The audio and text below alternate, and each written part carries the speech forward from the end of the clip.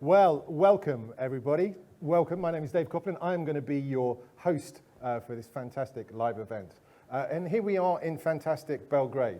Before we get further, please let me apologize to those of you who are watching outside of the room. We've had the sort of ubiquitous technical issues that have prevented us hitting our airtime exactly on target, but I promise you that we will make the entire show worthwhile. We're here today in beautiful Belgrade, the beating heart of the digital economy here in Serbia. We're talking about artificial intelligence, and we're talking about artificial intelligence in the context of retail. Now, I'm sure you don't need me or the rest of this panel to tell you about the relevance of artificial intelligence in today's world. We are bombarded constantly about the potential and some of the challenges that this incredible technology will bring us. What we wanted to do at this inflection point was to assemble a panel who could talk about the potential, what artificial intelligence is going to bring retail, specifically what we're seeing from companies like Everseen. And so let me introduce the panel without further ado. I have Alan O'Herlihy, who is the CEO and founder of Everseen. I have Greg Clark, who is managing partner at Crosspoint Capital, and I have Dr. Hugh Thompson, who is the managing partner at Crosspoint Capital.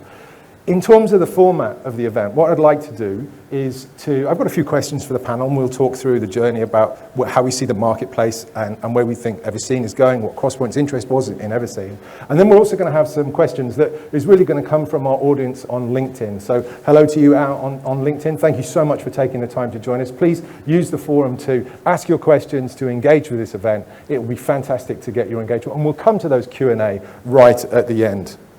So to set us going, Hugh, if I could, I'd like you to help us understand the AI landscape. It seems to me right now I can't pick up a newspaper or switch on a TV show, a news show, without AI being right at the forefront. It's in the headlines.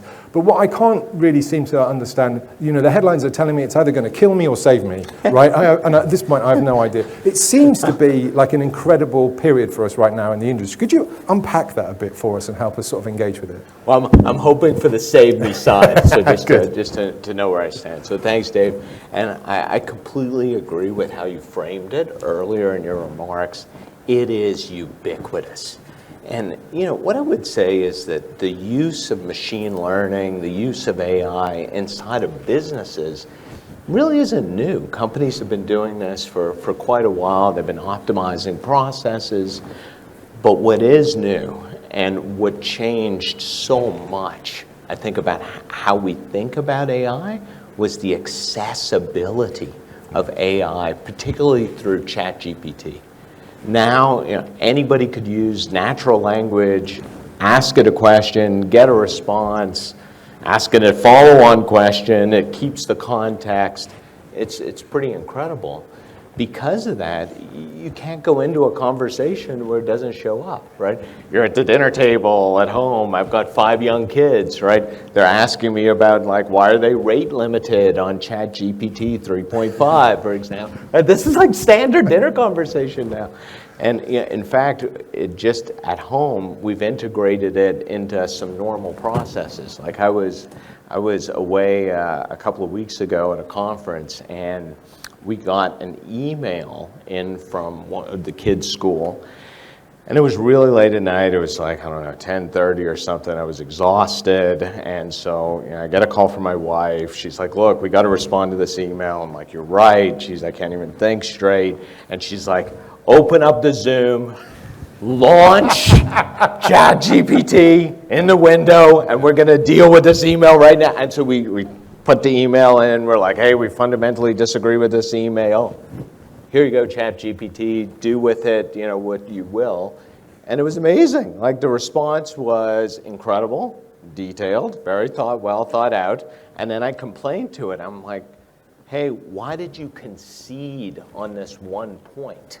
Right? So it's like I'm discussing this and negotiating. And it actually kept refining it. And then my wife had a comment, "That's too soft. We need to take a harder stand." And it did. It completely Man up, ChatGPT. Yeah, exactly. It was something just like that, right? And it did, right? And I only bring this up to say that it is so accessible now. And so people's minds have been opened up to what large language models can do, can deliver, can bring, right? They're feeling it in a very visceral way. Obviously, there's great uses of it, and there's nefarious uses of it, and there's challenges too. But then when you start to think about other applications, other forms of AI and machine learning, like for example, AI applied to visual data streams, the possibilities are quite incredible, right? They say that a picture, speaks 1,000 words or something like that. Well, geez, what does a sequence of pictures in a video speak? And if you can do this with large language models, what could you do with large video sets? What kinds of insights could you gain? So it's a really, really exciting time. I really like that last point, actually, because it's about intent, isn't it? So I can take a single word, but the word without the context of the other words around it is kind of meaningless. And similarly from an image, presumably, if I've got the whole flow of image, I can do a much better job at understanding the intent of what's going on in the frame. And do you think that's really the core of the big change that we're seeing now? I think so. I think people's minds are being opened to what are the positive things that I can do for my business, for example, by studying footage of flows of people or processes. It's exciting times. No, that's great. Greg, can I bring you in on this? From a Sure. sort of a Crosspoint Capital perspective, I know you guys have been in and around AI for a long time. Is this a new era for you? Is this something, is it a special time for you? No. And, some experiences. Hugh and I have been in the cybersecurity business for a long time. And in cybersecurity, AI has been a cornerstone of cyber defense for a decade. And, we've had centers for machine learning and artificial intelligence that go back to 2007. And so we, I think AI literacy is a thing, and AI acumen is something we've got to work on as a society with this massive change coming through. But we've seen a lot of it, and have seen the benefits of it, and really felt the coalface of what can happen there. And what I think is, some of the profound value of visual AI, and one of the things that really attracted us to Everseen is a very important point.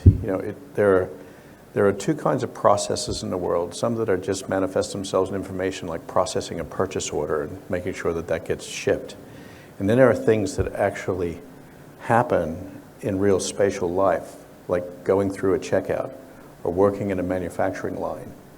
And if you can bring to those computer systems the intersection of the visual data in a way that you can mine it, work on it, ask it questions, big benefits happen. And some of those things then allow you to bring AI to that topic that really bring even more profound lift. And so this topic is of extreme importance to technology, to business improvement. I saw some demonstrations this morning of practical AI at Everseen in the checkout and in other topics around retail that were absolutely astounding. And rarely in your life do you see a piece of technology that has an immediate impact on an industry's P&L and really moves meaningful numbers in the P&L. And this topic around shrink and what happens with visual AI applied to that topic is a massive increase in productivity, business benefit. And so I do believe that this intersection of visual AI with process improvement is profound. And so our interest in Everseen at Crosspoint, to continue on there, it's not in reaction to ChatGPT, right? We met 2 years ago and saw some amazing things. And our relationship, which was announced in the investment we did a few days ago, has been an amazing journey. And so that's a little bit of sort of Crosspoint's point of view on things. I do believe this is a category of technology that has immense value, and we're super proud and excited to be working with an amazing organization like Everseen. That's great. Thanks, Greg. So, Alan, this is your cue, right? So you must have anticipated this world back in the day when you sort of spun this all up and thought about it. Can you take us through the journey that you've been on with Everseen, really in responding to this opportunity of AI in retail, to help us understand that? Yeah, well, first of all, we didn't anticipate it. We kind of fell upon it. So I think that we were, my background is, I was working as an SAP consultant, and my family background is a grocery store. My mum and dad have a shop in Ireland, and the journey really was, back in 2012, 14 was there's a huge problem, shrink, and we need to solve it. And I always say we use a tractor or diesel to fix it if we had to, and that was really the North Star of how do we solve this problem. And on that journey, we had a generation 1 AI technology up to about 2016 that didn't have neural networks, and beyond that we went to our generation 2, and moving that was very, very difficult. We went to one retailer and then we went to another, and it was like a whole new setup again. So it's, the journey's been really, really difficult. We had obviously the vision is to help retailers and solve their shrink problems. And now we've ended up today with our Generation 4 technology, like ChatGPT probably, 1 and 2 back in 18 and 19, now we're Generation 4. And today, I think we've 80,000 checkouts live every day. We're looking at 200 years of video in real time per day. And that journey has been very, very difficult. And I think people in the space, this is, we try to explain to our customers and as well when we're going along to solve that problem with them on that journey, is that it's very, very difficult. It's not just a technology we're selling an outcome. Yeah. And in this outcome, you've got technology, you've got process, you've got people, you've got a lot of different things to consider. And so all I say is that it's very exciting where we are right now with the technology, but it's been a hard place to come to in terms of bringing the technology to where it is today. So let me just take you a step back, and this must be part of what you were talking about, is because it's all fine on paper, right? And we've been talking about AI for a long time. But what you're saying is you're actually doing this today in real life at scale. Is that? Yes. Yeah. And I think that, there's a lot of AI still in labs, and our lab is 6,000 stores, and every day is a school day. It's just we're always learning, so to speak. But yeah, so now we're in a very, very exciting place, because as you kind of get into that scale and making impact at scale, and the insights you get actually on where you need to go next are huge. And as I say, in shrink, retail, it's a very hot topic right now. A lot of people are shutting down stores. So we kind of say to the team here, look, this is a real noble cause, guys. We got, and the battle against shrink is not over. As you solve it, new things happen. And that's really where our Generation 4 technology is really, we're excited about having that on the market, because it's giving retailers a fighting chance to survive. Yeah. And is that the measure your customers are using? I mean, how do they sort of apply Everseen to your products to the bottom line? Where does it turn up on their balance sheet? So it's hitting their EBITDA straight away. Right. So there's 100 billion they estimate right now missing per annum, with shrink, and it's growing. And once you can stop it and recover it, it's going straight to your EBITDA. And I always say it's if you want to make $1 billion, the margins in retail are very, very tight. So if you want to make $1 billion, you need 20 billion in sales. Yeah. So and that's already shrinking. So right now the battle is on, so to speak, and it's a live battle. It's never ending, and we've a lot to do. Yeah. And look, I mean, we've talked about, you don't just do this overnight, right? So, AI, build the experience in a vertical like you have. You must have 1 million scars on your back or stories to tell about the challenges and obstacles. Could you, give us a few of those? We have a lot of good friends in Ireland, thank God, because we set it up in Ireland first of all, and we got up to about 100 stores in Ireland, and yeah, that was tough, and the neural networks weren't really there back then, and the technology and the hardware wasn't there either. So yeah, it was tough, and you really, it's trying to understand, as well, understanding the problem is quite complex.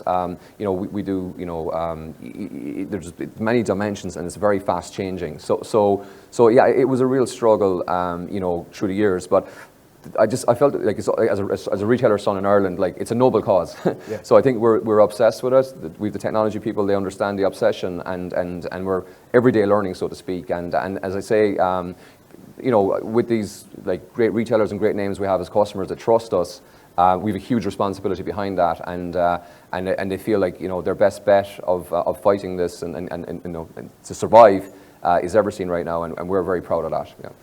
So that partnership approach really is, from your origins of working with those retailers in Ireland through to globally. 100% partnership approach, yeah, because, we explain it like, listen, let's understand the problem, let's understand that every day is a school day, and, we're ever learning, and, we need to be able to help you, and you need to be able to help us, and because, we have a lot of gears in our technology, but like we need people to understand the gears and how to change the gears, and again, we're always learning, and like we're in Australia, we're in Europe, we're in the US, like stores all over the world, and there's massive every time we were at a retailer, you learn something new, and what we try to do is like with the technology, just get the best practice globally in this space to everybody, and we kind of, as well as that, we say, look, it's really in everyone's interest to try and solve this together, and I think that's where that trust across different regions, we have that synergy, and right now, Everseen has this visual AI with impact at scale.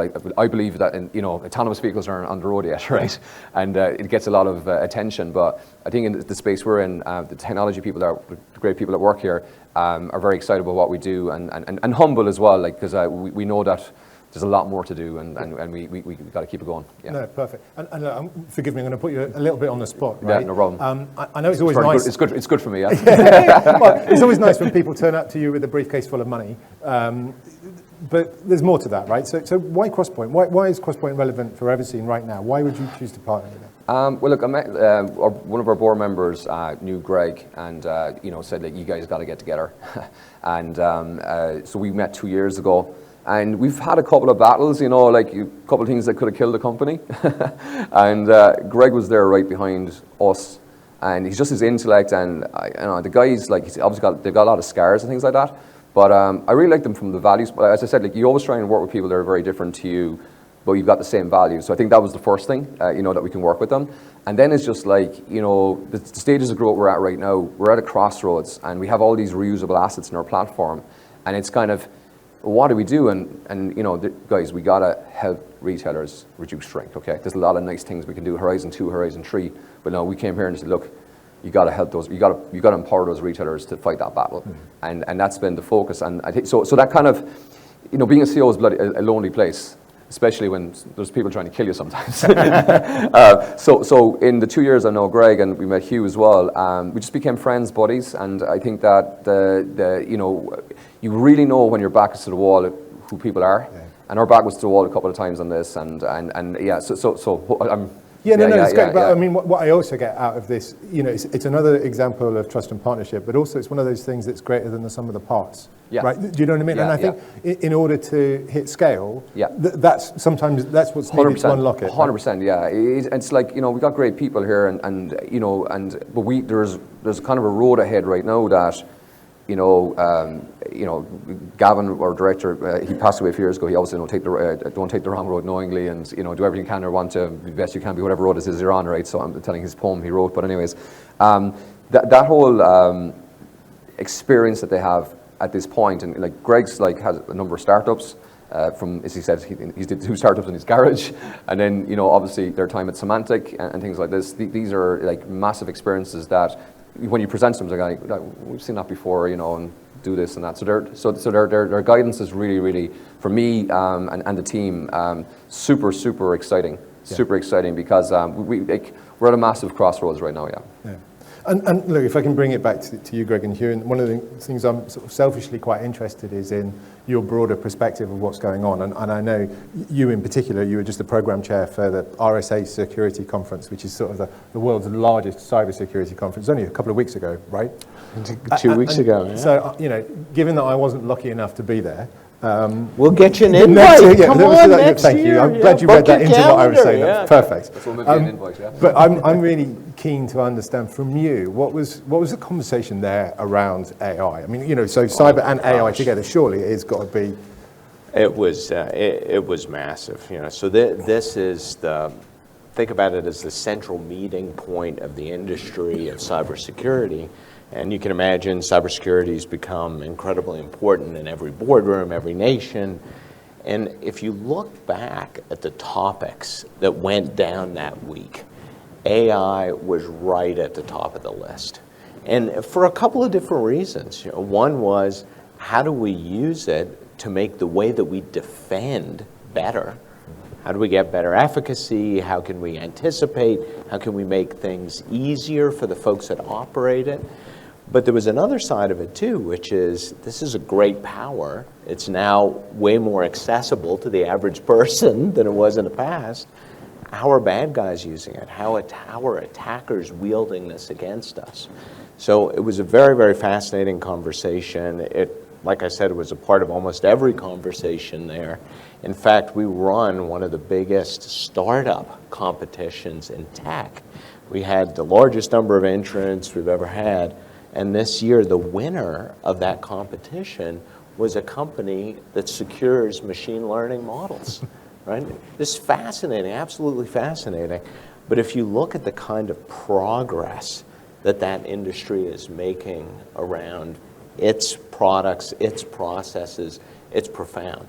And what's so amazing to me about Everseen is they have taken the exact same approach for retail. It's like, how do we take this incredibly large problem of shrink at the customer that is in itself all over the headlines, right? Stores are closing down because the shrink problem is so significant. And Alan and the team that he's assembled, which is, impresses me every single time I talk to them, are working on that problem with vigor, and I think bringing the full power of AI to bear against it, and that's amazing to see. No, that's great. Thank you for that. Greg, I'll come to you. And, the conversation we've been having in the world of business about AI normally follows the same format, right? And it's the potential of what the algorithm can do when fed with lots of data from the business. But the data that typically we're talking about in business is ones and zeros. It's a very sort of text-based and all that. We're not talking about text here. We're talking about images and whole scene. Mm-hmm. From a business outcome perspective, can you sort of help us understand what does computer vision really bring to a business and the opportunities, and how does that change from how we traditionally think about AI? Super good question, David. I think the answer can be better understood by normal people if you think about what's inside an information system and think about your ERPs and all of your control systems that are kind of the systems of record inside your company. The information in those systems is usually incorrect. It's incorrect at some level, and sometimes it's a lot incorrect, and the business decisions that it makes are not helpful, and sometimes it's a little bit off. But where's the truth?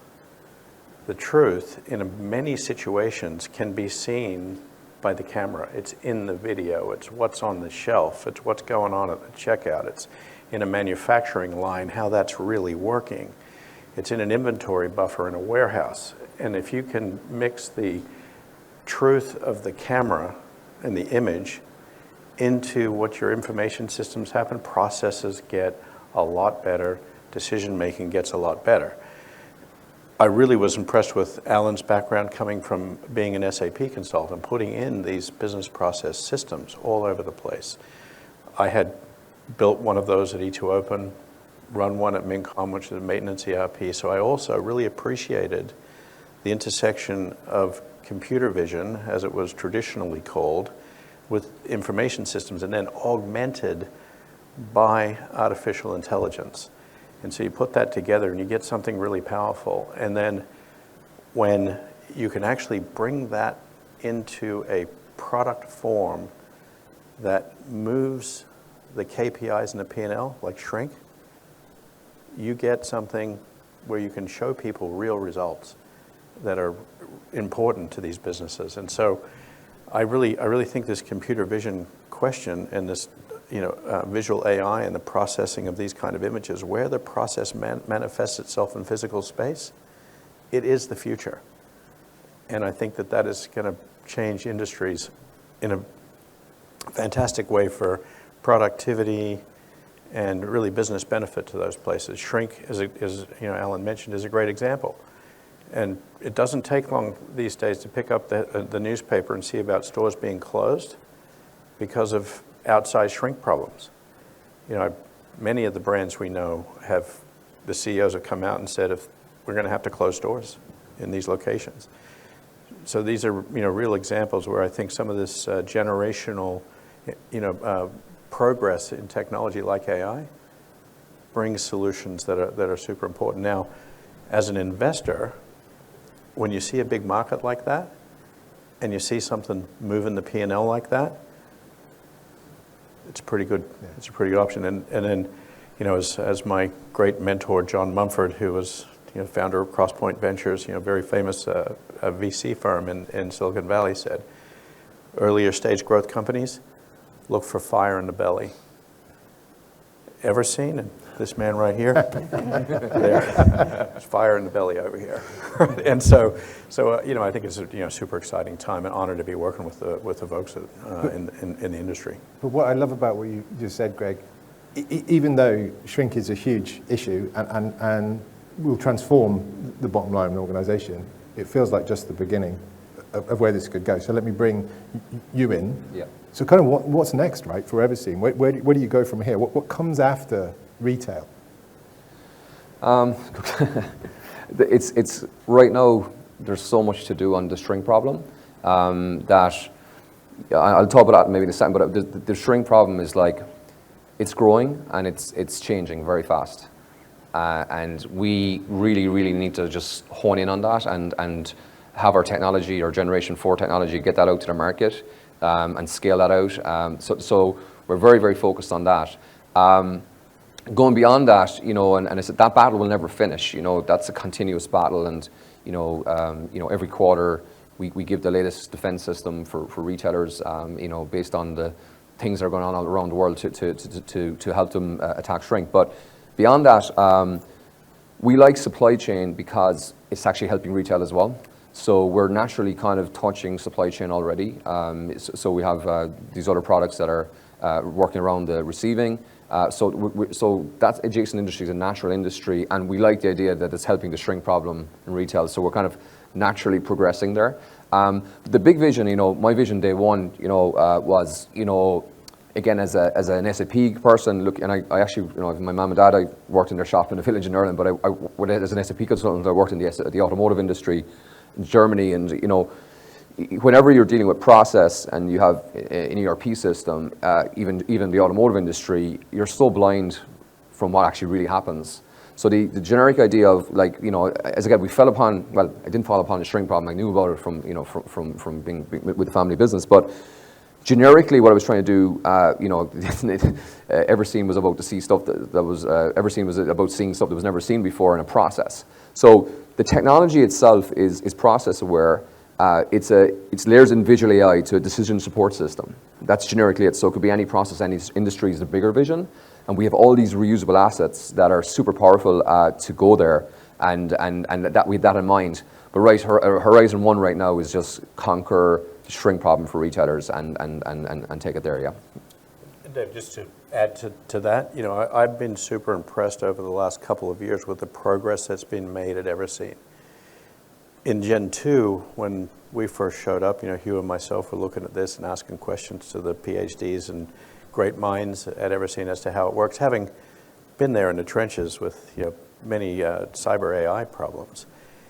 And the progress that's been made on federated training and real-world problems, and just the reduction in false positives and false negatives that the company's been able to achieve in what's now its Gen 4 technology, super important. And we know from practical experience how hard it is to make those evolutionary changes.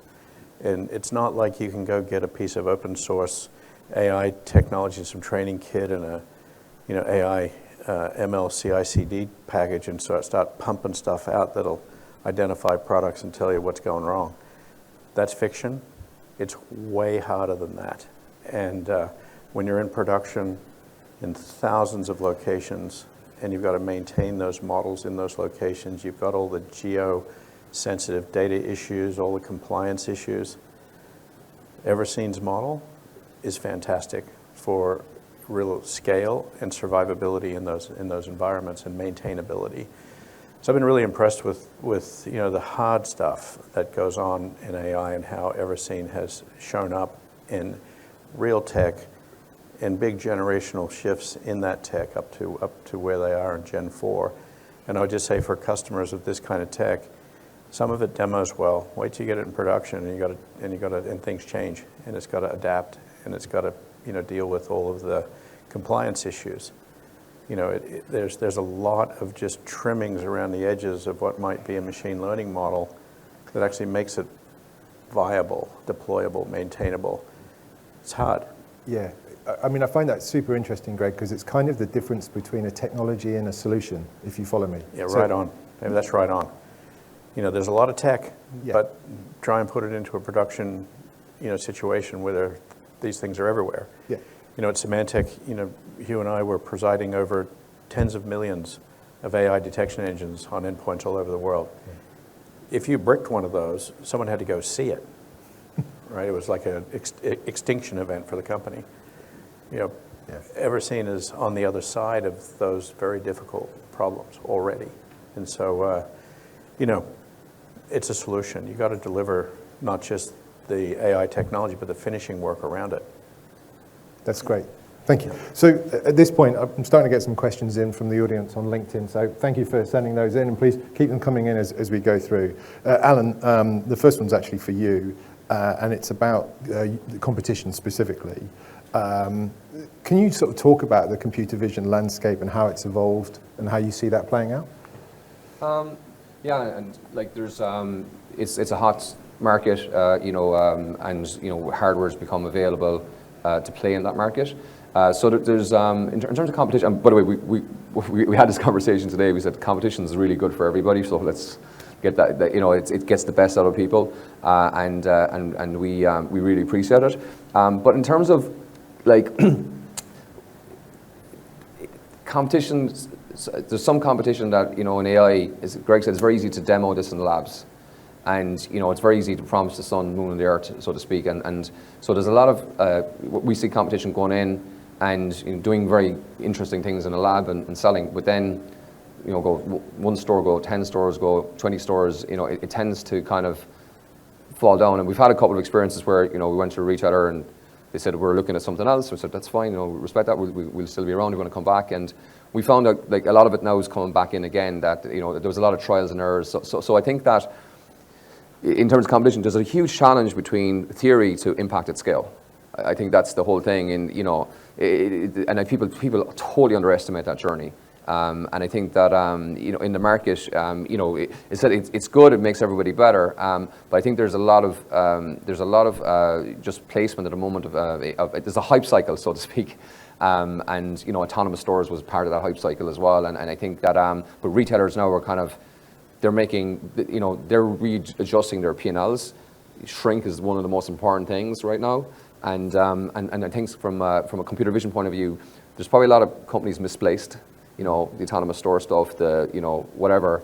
So I think the landscape and competition, like where it was a year ago and where everyone thought they should be, and now totally different place. And I think there's going to be a lot of changes in that landscape in the next 24 months. Yeah.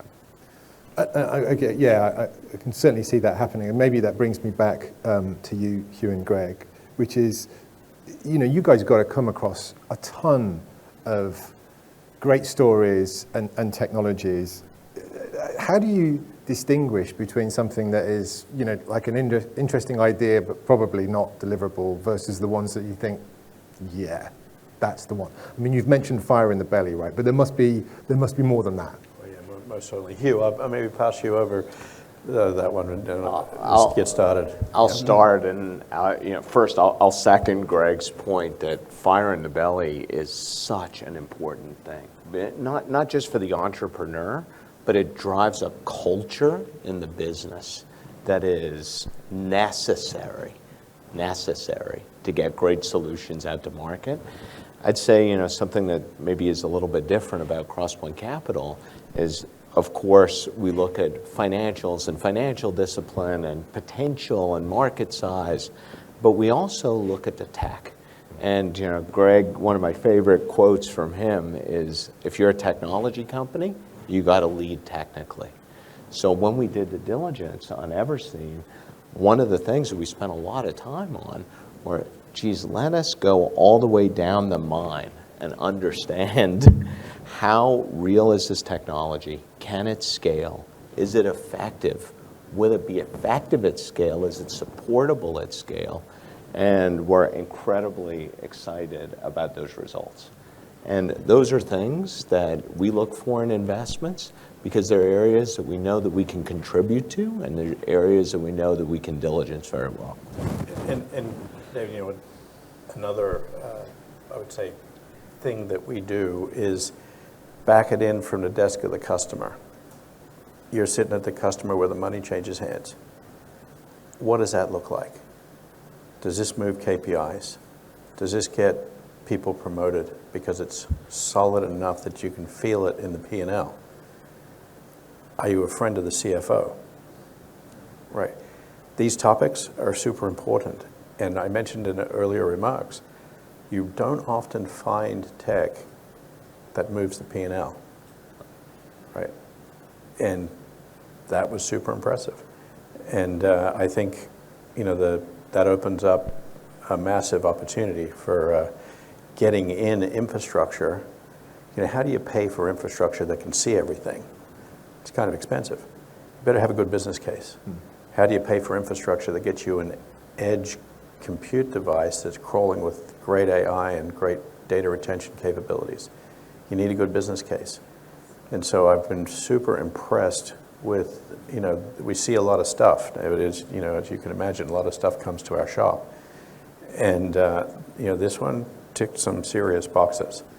And, you know, when you see those, you know, it's, you know, there's a lot of competition to invest in Everseen, and I was super excited to be in the down select from Alan with, you know, with our firm, and you know, because it is a really serious opportunity. Without asking you to give anything away, are there other verticals, marketplaces that you guys have got your eyes on? Do you think that, you know, there's more to come? You know, we love cyber, David, because, you know, that's a sport we've played for a long time. We know it. We love its intersection with infrastructure tech. And, you know, we like AI. We've always liked AI. And, you know, and that's not because it got trendy with large language models recently. We've seen business benefits, you know, and I'll give you a story because it's kind of an interesting one. You know, once upon a time, there was these malware storms that rolled through the world like NotPetya and WannaCry. You remember those? I still got scars from those. Yeah, let me tell you. so Hugh and I are sitting in the lab. WannaCry's going crazy. We're watching it on the news. We think it's fake news. We're calling our friends over at the other places and saying, you know, is this real? Homeland Security calls up and says, hey, we know you guys know how to stop that. You know, can you tell the others? Because we share each other, you know, in cyber, even though we're competitors, we share all this stuff. We had to tell them, hey, our AI convicted that. We don't know why. Okay? So, True story. Yeah. So, Wow. So it took us a while to figure out why. Yeah. And, you know, that's the power of AI. Yeah. AI can pull some stuff off sometimes. It's profound. And so, you know, and when we saw the practical application and how the engineers and data scientists at Everseen were working that problem, you know, we'd been there before with, you know, 9 trillion element data stores grinding on massive data. And the other thing about competitive advantage in AI, he who gets the data first wins. Yeah. And you need a lot of it. Yeah. And that is in the rear vision mirror for Everseen. It's still in front of most of the competition. It's hard to do. So let me ask you, which is more important to you, the data or the algorithm that consumes the data? You know, I think it's kind of a hybrid of the answer is kind of a hybrid of those things. You need a business case that gets you deployed, so you have an opportunity to get the data. That's hard. Yeah. You got to have real resolve to kind of get things ubiquitously deployed, so you need business benefit that drives it. Once you have it, and you can continue to improve value, then it opens up a massive set of opportunity. And so I think it really is sort of like a chicken and egg network effect thing. Once you've got the network effect, once you've got that going on, you can work a lot of adjacencies. Like in retail, what's on the shelf? How fast is it depleting? Is there any out the back? Do I need to place an order into DC? What's in the DC? Imagine bringing visual to all of those topics. The world changes. The place gets better. Inventory turns quicker, less shrink, more velocity in the supply chain. All those metrics that everyone cares about. These are all adjacencies for Everseen. And Greg, I just like so, and I think it's important because if there's retailers listening, I think, so what we've seen is we were solving this problem here, and and we can measure it and we can show it, and it's very, very important to see and understand the maturity model of it as well, because it changes. Behaviors change. But as we're in there, and we get a retailer saying, my shrink's actually gone up, we're going, hey, what's that about? So then we went, oh my gosh, we've got to help them out with the shelf. There's people just coming in and just going to the shelf and just walking out, and then there's people in receiving. So what's important to note is that we know that we're going end to end in solving the problem of shrink, and that really, that's the battle that's ahead right now, and we're as I keep saying to the team here, this is a huge noble cause, because you mentioned stores shutting down. I mean, this is I think my mum and dad's store shutting down in the village in Ireland, or no, they're retired. The store is actually unfortunately they've retired, but all these stores are if you can imagine your village, your store shutting down, what that means, it's crazy, But look, to me, it's more than that, and it comes back to what I think you said consistently, Greg, which is, I'm going to use the word heritage. So you've got to have heritage in the vertical that you're operating in, to understand that this isn't, I'm not going to rock up with a point solution, deliver it, and then disappear. I'm going to be part of the dialogue with the retailer, with the customer. Trusted partner, I think, was the word that you used.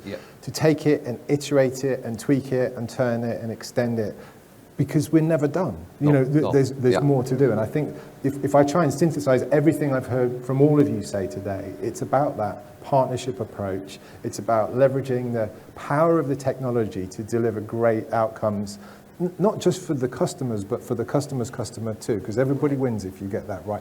Which to me is I guess it's the fruition, it's the coming together of the two partners of Everseen and Crosspoint Capital. Dave, I'll just add one more point to what you said. I mean, it's also important for a company to have a noble mission, to use Alan's words. If you think about cybersecurity, it's a noble mission. You're stopping bad guys, you're stopping bad things from happening. If you think about the problem of shrink, that's a noble mission. That's a mission that matters. It's a mission that you want to wake up in the morning and work on that mission. That is a very important characteristic. So true. It's like a dinner table conversation, these kind of topics. But one of the things, David, that you mentioned, I'd just like to put a fine point on. You can't win in these industry verticals without industry expertise. You can't roll in there as a bunch of Silicon Valley AI expert, folks that, came out of great schools that taught you how to do all this stuff. If you don't know the vernacular, what loss prevention, asset protection, what inventory management, what those terms are and how that works and who those personas are in those places, it's highly unlikely you're going to be able to sell to them.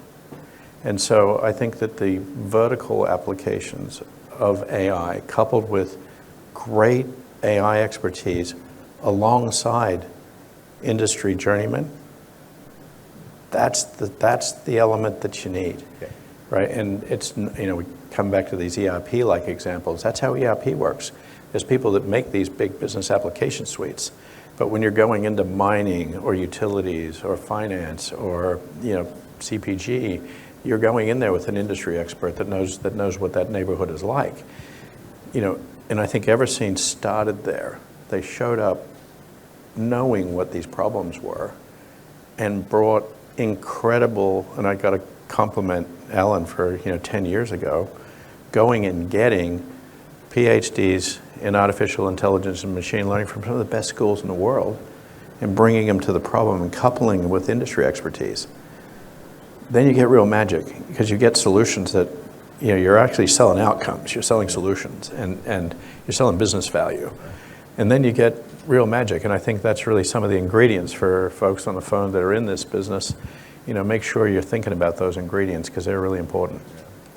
That's great, Greg. I'm going to take two of those phrases as a perfect ending for us, which was business value and real magic. I love that. So on that note, I just would like to thank all of you for being here. I'd like to thank the audience out in LinkedIn land for being with us. No, just because we're finished here today doesn't mean it's the end of the conversation. Continue the engagement. We'd love to hear from you. We'd love to hear more about your challenges, where you want to go with retail, what the folks at Crosspoint and Everseen can do. And really, all that's left for me is just to say thank you to you, Hugh. Thanks, Alan. Thanks, Greg. And thank you all for your time and attention. Thank you. Thanks so much. Fantastic. Thank you. Cheers. Well done, guys.